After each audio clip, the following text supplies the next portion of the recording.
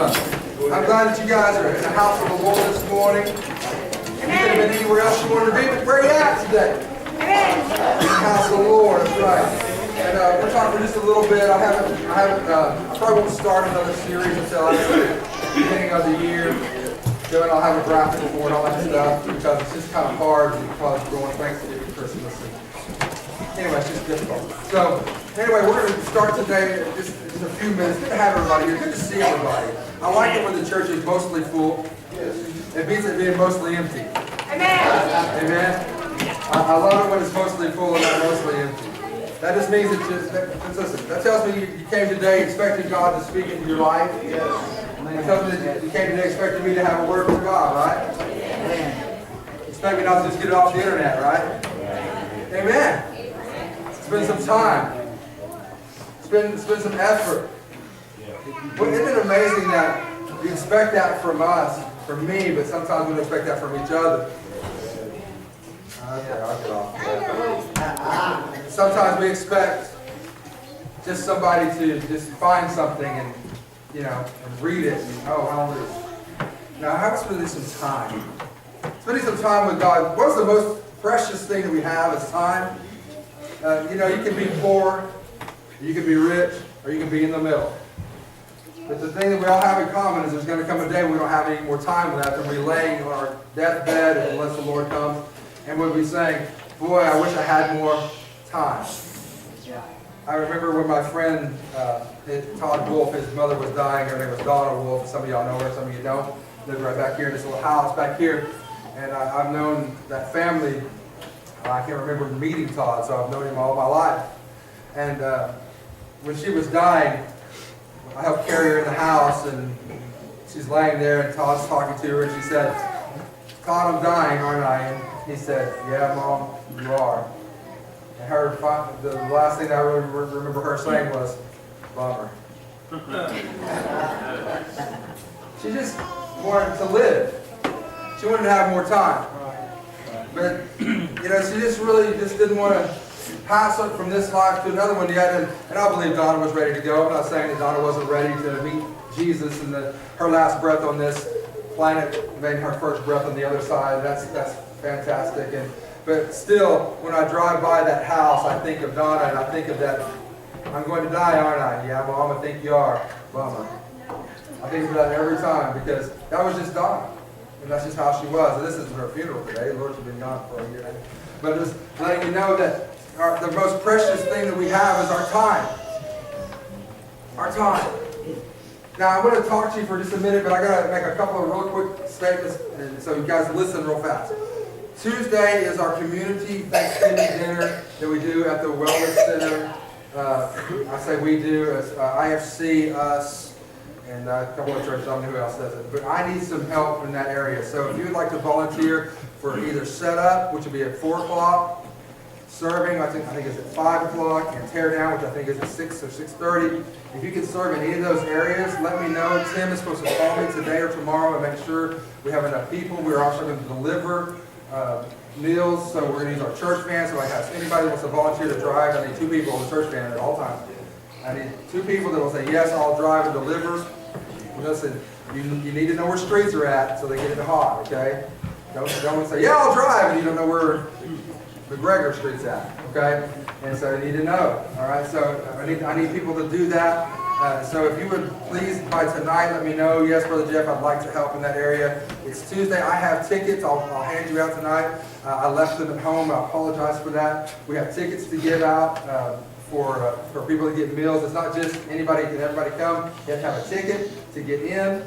That's just so we can get a count. Bosco Joe's is the one that we're going to bank with food. And so it's delicious food. And so just if you have somebody that you want to bring or tell somebody about, let me know, and we'll get you the tickets tonight. If you can also, if you can serve in that area, love to help you serve. Dave and Lisa are out serving today. They're at Rose Hill Pentecostal Church of God today, and I appreciate them. Just in this case, anybody's wondering how come they're not here, they're not mad at me this time. They're just kidding. They're just not here. Okay? I wanted to say that because I told Juanita to make that announcement, and I just forgot it until just now. Okay, so we're talking today just a little bit. Everybody got that? Okay. If you don't have it, ask your neighbor, because you'll be talking about something else in a minute anyway. Listen, waymaker. We're talking about being a waymaker. I wanted to just touch base with you for a minute and talk to you about our church and what our church means to me. People always say, well, you're the pastor, you get to do what you want. That is so wrong. That is so wrong. You're the pastor, you do it. You can do it like you want to do it. That is so wrong. That is so wrong. Because you deal with people. And you're dealing with people in their lives. And you don't get to do everything that you want to do the way you want to do it. But we're talking about being a way maker today, how God did things and changed things and made a way where there didn't seem to be any kind of way at all that could be changed, or it didn't seem like there was any kind of way we could ever be with Jesus. Anything God, we were just out there on our own, but God made a way. And I'm going to kind of combine that with how God gives us the ability to be way makers. Amen. You have the ability to be a way maker. You have the ability to do some things that you're not tapping into. You have the ability to do some things that you're waiting for somebody else to do them. Come on. And then follow that path. You're waiting for somebody else, Sister Juanita, Luana?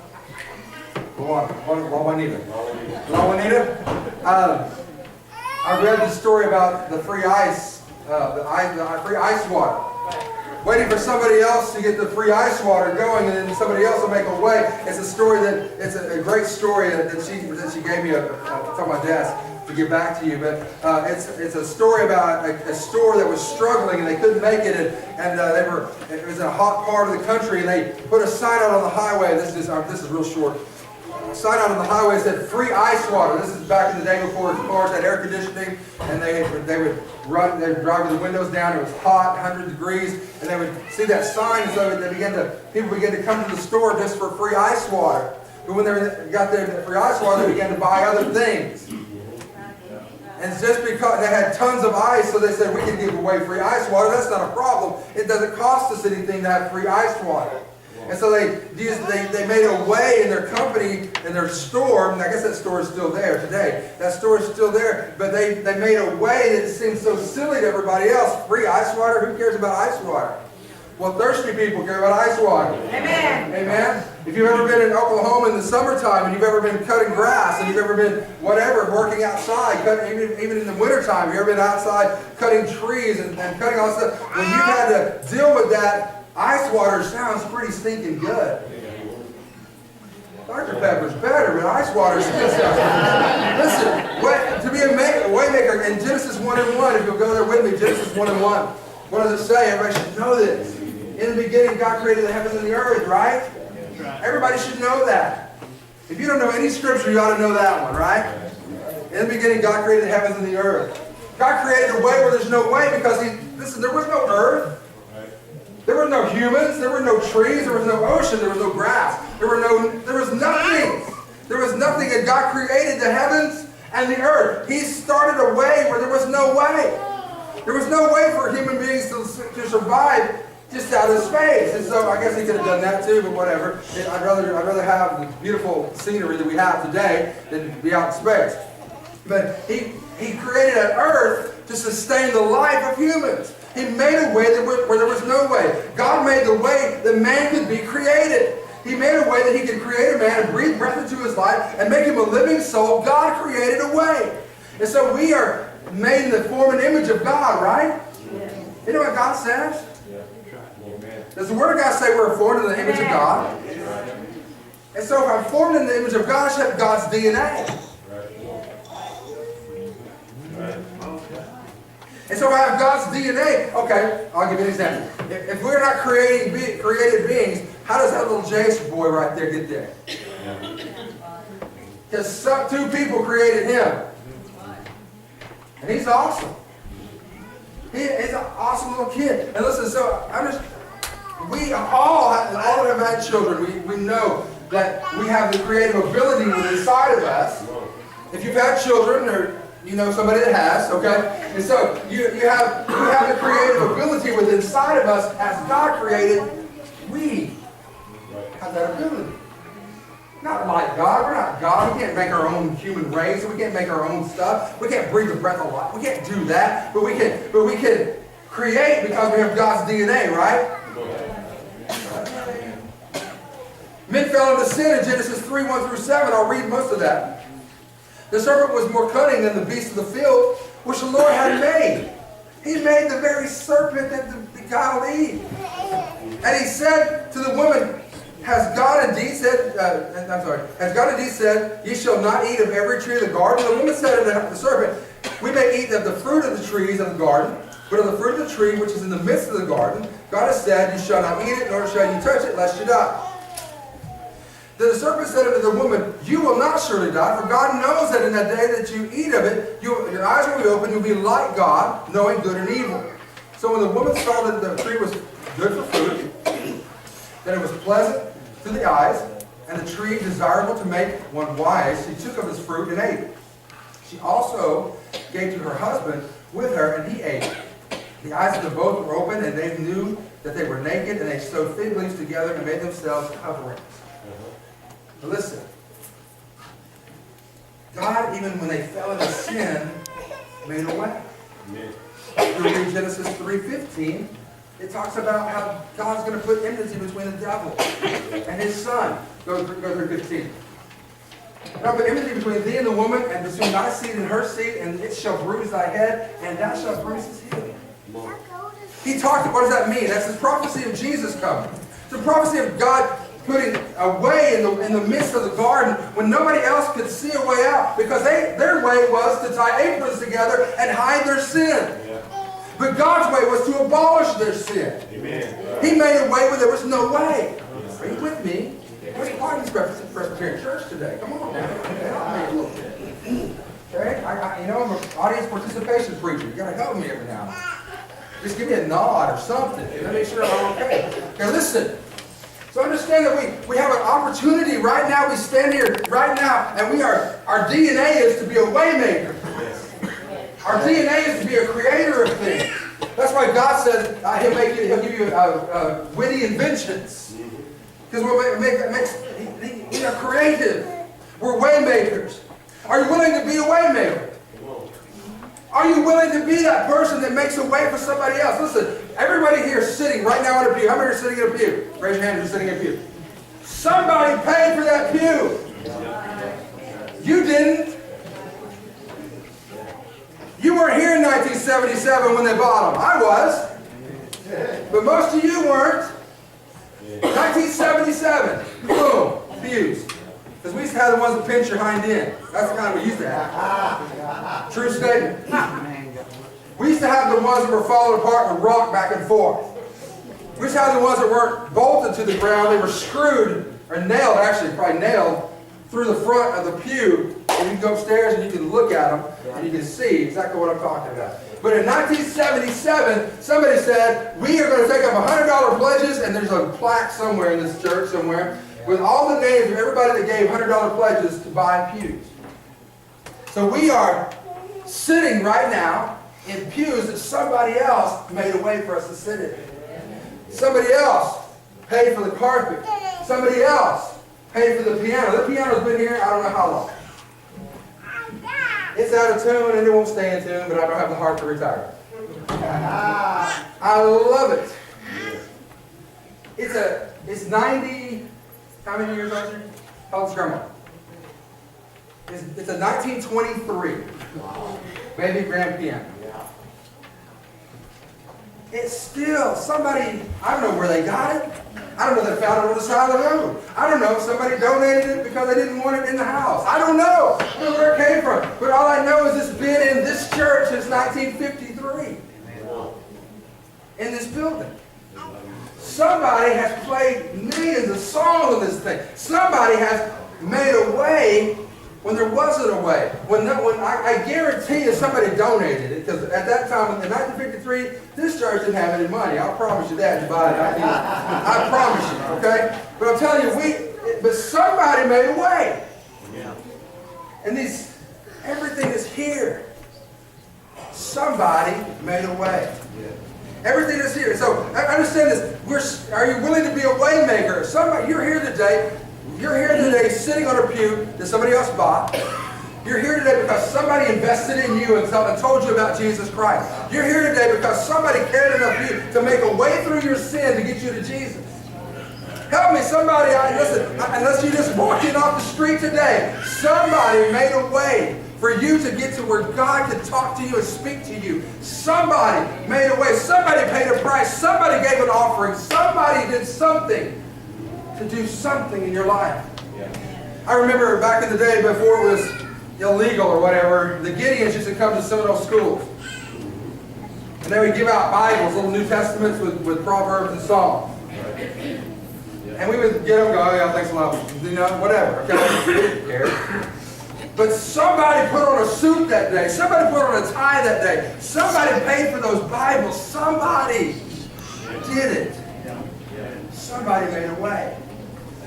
Somebody transformed somebody's life. Because I have one that I've had from everything is falling apart. It doesn't even look like a little Gideon New Testament. I've had it so long. I don't even know when I got it or where I got it. Then I have another one I got in 2013 from a man named Lester. What's Lester's last name?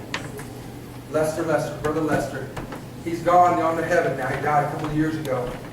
He'd come into Walmart in Ada. And while I was working there, I would talk to him every day. He'd be there every day. And he married his high school sweetheart. They had both been married for 40 plus years apart. Their spouses died. They saw each other, got married. Her name was Meta Ruth. Not Meadow Ruth, Meta Ruth. And they got married, and she began to lose her memory, and she began to have Alzheimer's, and she didn't know him half the time, and he couldn't stay gone very long, so our conversations got shorter and shorter, because he said, well, if I'm gone very long, she gets scared, she doesn't know where she's at, so I have to go, Brother Jeff, I love you, and I love you too, Brother Lester, I can't remember Lester's last name, but he was a Gideon, and he gave me one of those New Testaments, and I cherish that thing, but somebody paid for it. Yeah. Somebody made a way. Somebody named Lester thought enough of me to give me one just because I said, oh man, I remember we used to get those in school back before it was a crime against nature to actually bring a Bible to school. I remember we used to get those things that give them to us, and he said, oh, I got some, I'll give you one. I said, oh brother, you don't have to do that. And I've got one. He said, no, I want you to have it. And so he brought it to me. It's in my office right now. I cherish it because he brought it to me. Somebody made a way. You're here this morning because somebody made a way for you. Somebody made a way. David threw a stone for somebody. All other armies were hiding behind the trees and the rocks, but David threw a stone. He didn't throw it just for himself. He made a way for somebody else to be free of Goliath's grip, of the Philistine grip. He threw that rock out of a sling and contacted Goliath's head for the whole nation of Israel, not just him. And so David threw a rock and made a way for somebody else, because when David threw the rock and then went and cut off Goliath's head, all of a sudden the armies were emboldened. And they ran after the Philistines, right? But it wasn't until David threw the rock and made a way that somebody else could see the way. They said, oh, I get it. This is the way we do this. I understand. So are you willing to be a waymaker? Because to be a waymaker, you're going to have to face a giant. Everybody wants to be a waymaker until they have to face something. And then want somebody else to face it and make a way. Oh, I'm great. I've got all this boldness. I'm ready to go. God, yeah, God, we're ready. Uh-oh. You mean I have to do something? Oh. But I was going to buy something cool with that. Oh, but I was going to go somewhere. We have, sit down. I actually have to spend time at church? Oh, I was going to go do something else. Oh, God, I was going to, God, I know you've blessed me tremendously, but I'm going to hoard it all up. I'm going to use it for my own self because the government can take care of those. What do you think that is? That's all of us taking care of stuff. So listen. So when you face a giant, to throw a stone, you have to face a giant. You have to be the one that's willing to stand up in front of everybody and say, you know what? Follow me. Follow me because I'm about to make a way. I'm about to make a way when there doesn't seem to be a way. We're about to change some things in our lives right here. I said, Noah built the ark. Now I know you get all spiritual and they say, oh, God built the ark. God did not come down here in human form and build an ark. Noah did it. God gave him instruction to Noah, and Noah followed the instruction. Here's what I think really ticks me off sometimes about Christianity is this. Well, God's going to do it. Yeah, but what are you going to do? Well, God's just going to do it. He's going to use you to do it, knucklehead. Amen. Okay, he's not going to just do it because the angels aren't going to just appear and money show up. But Noah built the ark, but he had to face a flood. Are you willing to face a flood to build an ark? He had to face nobody coming into the ark but his family. Are you willing to face that? Are you willing to everybody reject your message? Or do you start thinking maybe it's your message? Wait a minute, I got that message from God, but is it scriptural? Yeah. Is it spiritual? Yeah. Is it right? Yeah. Does God give you? Yeah.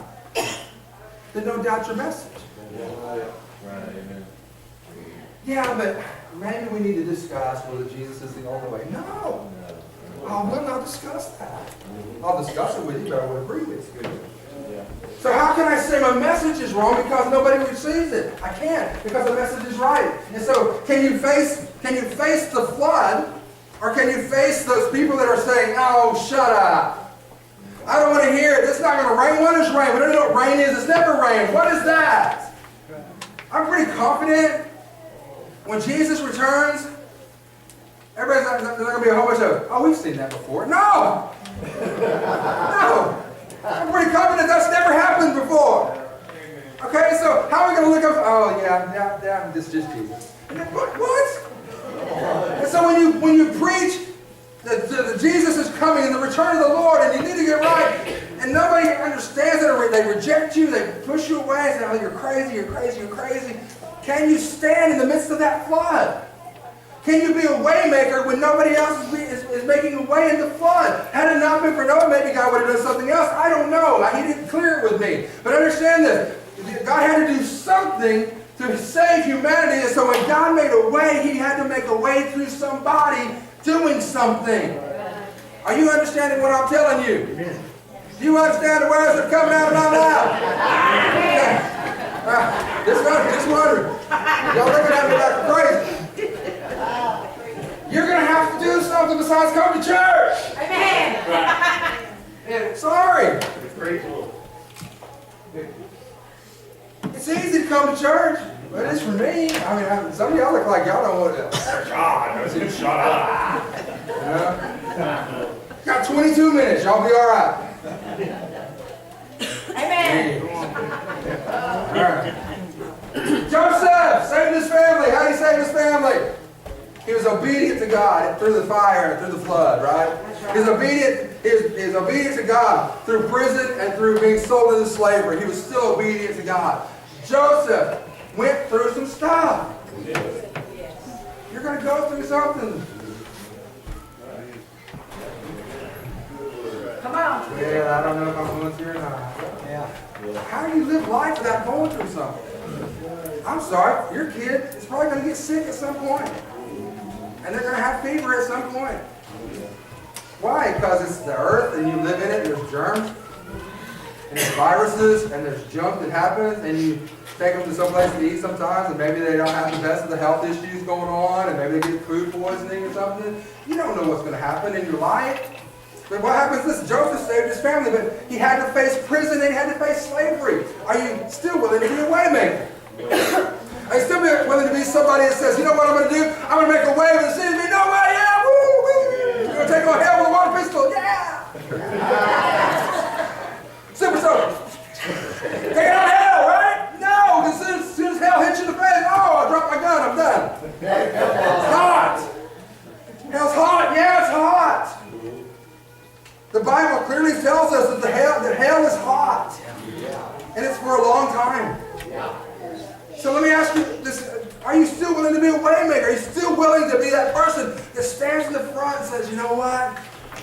We can do this. We can do this. The disciples turned the world upside down. They had to face the world. I have a hard time facing people that have been in this church a long time. Come on. Jesus. So, I have a hard time with that. I don't necessarily want to take on the world. Because the world's mean. They don't care if you live or die. They don't care whether you make it or don't make it. Frank Sinatra sang, New York. Okay, good. So, if you can make it there, you can make it anyway, right? So, listen. So, I don't understand. Sometimes it's hard to just take on church people, much less the world. But the disciples had to take on the world. If you're a way maker, you have to face what's in the way. That's right. I know that sounds simple, but we don't get it. If you're going to be a way maker, you got to face what's in the way. What's in the way of people? There was a flood coming. What was in the way? There was no way to escape the flood, so God had to make an ark. And so he told Noah, this is how you make the ark. And this is what he did. There was a giant willing to kill all the Israelites and all the army of Israel. And so God had to put a giant killer. And God had to put a stone in the right man's hand. You with me? God knew there was a famine coming, so he had to have a Joseph to save Israel. Come on now. You with me now, right? God knew that the disciples, the world needed God, so God had to make 12 disciples to follow after Jesus. We don't always want to face what's in the way because we don't want to face those devils. It's easy. Let me face the weight devil. I'm going to lose 10 pounds. In Jesus' name. I can feel it. I can feel it. Lose 10 pounds in Jesus' name. Let me face that devil. Okay? God don't let me face the other things. God let me face that not enough money devil. We're all used to that, right? God let me face that backsliding devil. Nobody likes me. I don't like anybody ever there. Get over yourself. I don't like anybody, nobody likes me. Okay, whatever. Nothing new, God. I don't want to face anything new. I've already faced the backsliding devil. I've faced the no money devil. I've faced the fat devil. I don't want to face anything else. God help me. I can handle those, right? Hello? I can face those. Nothing new, God. Let me be a way maker that I can just follow somebody else's path, God. Let somebody else be the way maker, God, because I want to face that devil. I don't want to face that. I'll stand in the vicinity of David, but I don't want to throw the rock. I'll be where Noah's at, so just in case it does start raining, I'll get on the boat. But I don't want to have to build the boat. I'll follow behind Joseph and make sure he doesn't die, but I really don't want to be sold into slavery, and I really don't want to go to prison, and I really don't. I'll just be there so when he hands out food, I might get some.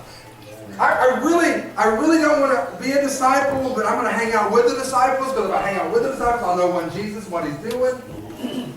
I don't really have to put the work in. I don't have to stay awake and pray all night. I don't have to follow him in the garden. I don't want to have to get my, I don't have to scatter. I don't want to have to be crucified upside down. But I want to be I want to be kind of there, but not really there. I just explained like 80% of the American church. I really don't want to be dedicated to it. I just want to be around it. Come on. Preacher on preacher. Okay. I don't really want to be a way maker. I want to be a way follower. Let somebody else make the way and I'll just follow them. Well, that's good preaching. Let me find something I know, God. Let me find something I listen. Let me be a way maker that I can see somebody else follow and I can just follow their path. When we're facing real devils and real problems, we need a way maker. Amen. We're going to share with this. We have people in this church right now that are facing stuff. I was going to say stuff. I'm talking about real problems, not whether you had the right shoes on. Okay? Nobody cared. Not facing whether there was enough ice brought to the Thanksgiving dinner. Nobody cared. Not facing whether I got my 2 to-go plates or they just gave me 1. Who cares? Not facing problems like that. I'm talking about facing stuff that is family transforming, family changing, family devastating problems. And they need a waymaker. They need somebody that's going to stand in the gap. They need somebody that's going to be able to pray with them. Somebody that's going to be able to go to them and say, listen, I don't know what you're going through. I just know God's laid you on my heart. But you can't have somebody else laid on your heart when you're the only person on your heart. Come on. What do you mean? When it's all about you and it's not about anybody else. That's right. Come on. Oh, but you don't know my problems. Yes, I understand you have problems just like everybody else does. But listen, just because it's all about you doesn't mean it's going to change anything. That's good preaching, like everybody says. Listen, we need someone to take us into the ark. I need someone to lead me to the ark because we're facing some really serious problems. We're not facing some silliness about whether you like somebody or not. Don't really care. But we're facing problems about, I'm talking about life and marriage crumbling, tearing apart family problems. And quit looking around so you can see who it is, because I'm not going to tell you. It's none of your business right now. Let God lay it on your heart. And for somebody that needs to be a waymaker, they can walk up and it's not Becky. So I'm going to say, you know what? I'm sorry, Matthew's doing you. No, I'm just going to walk up to her and say, listen, I don't know what you're going through. God just laid you on my heart. That's what you're going through. I don't know what else to do but pray, but I'm going to pray. If you need someone to talk to, come talk to me. Now be careful who you talk to. Come on. That's good. Be careful. Accept the prayer. Be careful who you talk to. Know somebody intimately before you know them. I don't mean that way. I mean just know their heart. Listen, we need someone to throw a stone. We need a stone thrower. Amen. Not somebody that's just watching the stone fly, but somebody who is actually throwing the stone. It took David to throw the stone. Amen. It took Noah to build the ark. Listen, we need someone to lead us into the path that we can't find. Have you ever been lost and don't know where you're going, don't know what to do? Come on. Okay, if y'all said no, y'all lying. There's been times in your life, I know, there's been times in your life where you're like, God, I don't know what to do. That's right. Don't know where to go. Don't know who to turn to, don't know what to do. God, you're going to have to give me some wisdom because I don't know what to do. It happens weekly. So, listen, no one can do this by themselves. It is not, listen, you're not the Lone Ranger. You're not Superman. You're not Batman. Batman had Robin, Superman had nobody. But listen, so still, he had kryptonite that would kill him, right? So listen, no one can do this by themselves, and no one is always on their game. What do you mean by that? No one is always at the top.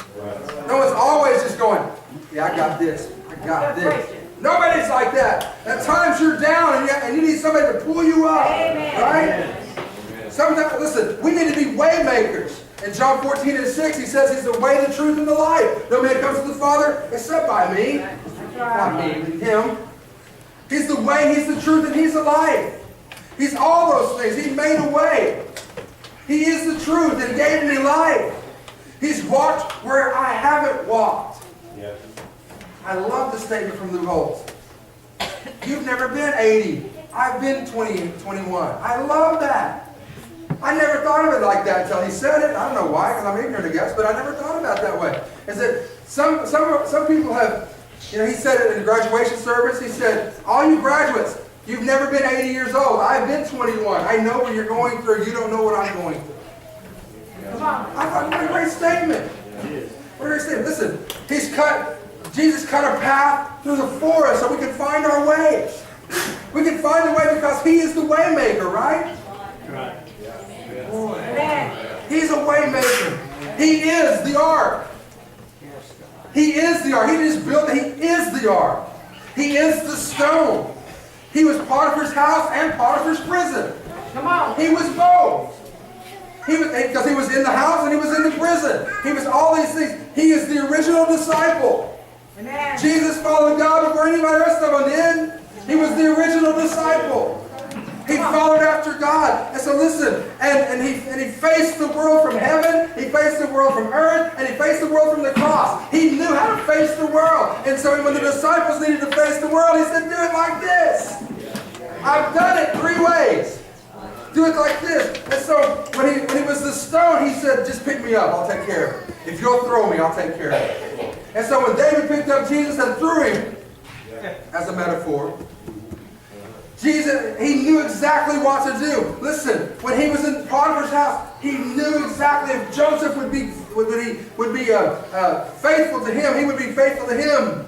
He was the ark that carried all of humanity through the flood of sin and through the flood of all the death and destruction, just like he'll carry you today. He is your ark. He is your stone. And he is your prison. And he is your home. And he's everything you need to be. He is your way maker. He makes the way. He is the way. You are his disciple. If you're in his house today and you're saved, you're his disciple. Amen.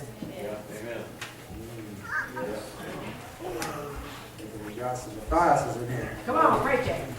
I'm Matthias. I never heard anything from him.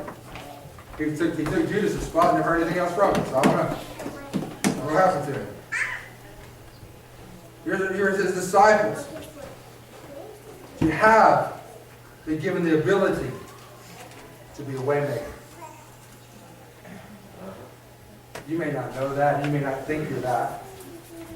But if God has given you the ability to be his disciple, he's given you the ability to be a waymaker in somebody's life. Right. What did the disciples do? They did what Jesus did. They went out and preached the gospel. They went out and performed miracles. They went out and did what they were supposed to do. They went out and spread the gospel to the entire nation, the entire world at that time, the entire known world at that time. They went out and spread the gospel. They were given the ability to do what God had called them to do. When you give into this church, you're giving into a way. When you give money into this church, you know what you do? On Wednesday night, you feed about 80 kids. You give into feed. I think we feed about half this town. Because you give into feeding kids on Wednesday night, you give into feeding kids on Sunday morning, you give into feeding the community on the last Friday. The last Friday of every month. We change it. Last Friday of every month.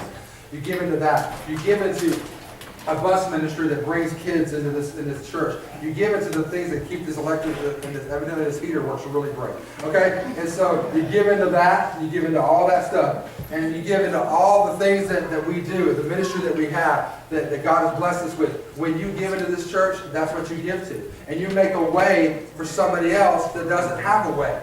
And so somebody gave you a way to sit on a pew. Amen. What legacy are you going to leave? Just ask them. Well, I wanted to, but they wouldn't let me. That's a lie of the devil. You can do any. You can give anything you want to give to me. We'll help you. Okay. Listen. When you help me, when you help in ministry, you're a way maker. Someone made a way for you. You'll be one who makes a way for somebody else. Will you be that one? Will you be the one that just simply says, you know what, Brother Jeff, I don't really know everything you're talking about, arcs and rocks and prisons and houses, but I just want to help. I just want to be that guy that helps. I want to be that way maker. I want to be that way maker. I want to be somebody that buys a pew or somebody to sit on. We're not buying pews, by the way. But I want to be that somebody that opens up a door so somebody can walk through. I want to be that somebody that, you know, I don't have any talents. Yes, you do. You have something you can do. I promise you there's something that you can do. But, you know, here's what we run into is this, and I'm just going to open my heart and tell you the truth. Instead of helping, everybody wants to take over it. That's good, preaching. Instead of just helping. Right. Just because you went and got eyes doesn't mean now all of a sudden you're in charge of everything. You know? And so I know you're just trying to help and you're gung-ho and I get it. But then you get frustrated when we tell you, I can't pull your jets. And then you get frustrated. And you get mad. Why am I going to help at all? Okay, you weren't helping before. Okay, so, this just sounds bad, but I'm just telling you, I'm just telling you from my heart. It's going to get done. Whether I do it, you do it, somebody else does it, it's going to get done, right? Biggest myth about Christianity is this. I'm going to get something from God. Well, I'm getting it from God. God, give. And He does give. Liberally, if you ask. Amen. But He doesn't give it just so you can have it. That's He right. gives it so you can give it away. Amen. What? We're supposed to be moving people to God. Amen. The church's purpose is not so I can sit here and be fat, dumb, and happy until the Lord comes. That's not the church's purpose. The church's purpose is this, so I can be fat, dumb, and happy and figure out how to be a disciple and then go disciple somebody. And so that's what I want to do. I want to disciple somebody. Listen, are you ready for this? The biggest myth is that Christianity is about me. It's not supposed to be about me. It's supposed to be moving people to God. Making a way for others, not simply making a way for me. Right. Amen. There's so many people that sit in churches and all it's about is, how can God bless me? How can God bless my family? How can God do this for me? How can God do this for us? Right. No. David threw a rock and it blessed him, but it blessed the entire nation. With me? Amen. Noah built an ark. It was for the entire world to be saved, but he saved the world by saving his family. Joseph went to prison and was sold into slavery. All that stuff he went through to save Israel. Hear me just a second. What are you willing to do to be a waymaker? What are you willing to sacrifice to be a waymaker? You willing to sacrifice that picture you really wanted? You willing to sacrifice that Happy Meal? You willing to sacrifice that Dr. Pepper? Jesus. I don't know, God. It's $1.08, whatever it is. I have to think. Let me pray about it, Father. Okay, so I don't know. What are you willing to sacrifice? Right. I don't like. We just determined it's not about us, right? It's about Him. Moving people for the kingdom of God. It's not about what I want all the time. There's times when it's about what you want. There's times that you need to pray for God to do things in your family. Yeah, I agree with that. God cares about you. He loves you. Right. But don't get so wrapped up in your family that you forget there's somebody else's family that's going through hell. And they need help. And they need somebody to pray for. Can you be a waymaker? Can you face your giants? Right. Can you face a flood? Can you face prison? Can you face imprisonment? Can you face slavery? Can you face all those things to be a waymaker? Will you be a waymaker? Right. Will you face the flood? See, the myth is that these guys weren't scared. That's not true. That's right. Yeah. That's not true. They were scared. Are you kidding me? You don't think David was a little bit scared? He had to be a little bit scared. I know he ran towards the giant. God encouraged him and strengthened and emboldened him. But he's just a young man. He's looking at this big dude with all this armor. I'm pretty confident he didn't just go, boy, I couldn't wait to get here for this. But what do you do with that fear? God says, fear not.